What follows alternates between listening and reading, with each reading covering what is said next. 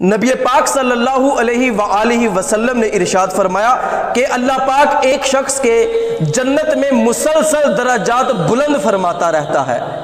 تو وہ بندہ اللہ پاک کی بارگاہ میں عرض کرتا ہے کہ یا اللہ، میں تو دنیا سے کب سے مر گیا، میرا سلسلہ اعمال تو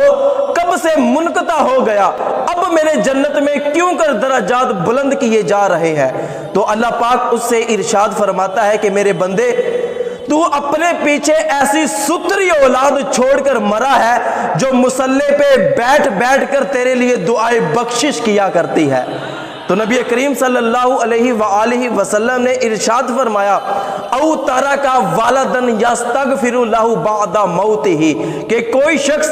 زندگی میں ایسی ستری اولاد چھوڑ جاتا ہے کہ جب وہ مر جاتا ہے اس کی اولاد اس کے مرنے کے بعد اس کے لیے دعائے مغفرت کرتی رہتی ہے۔ وہ بندہ مر کر مٹی میں دفن ہو جاتا ہے لیکن اس کی قبر میں اس کا ثواب اور ٹھنڈک پہنچتی ہی رہتی ہے۔ تو اگر آپ کی اولاد ہے تو ان کی تربیت ایسے اچھے انداز میں کریں کہ آپ مر کر مٹی میں بھی دفن ہو جائے تو آپ کی اولاد آپ کے لیے دعائے بخشش کرتی ہی رہا کرے۔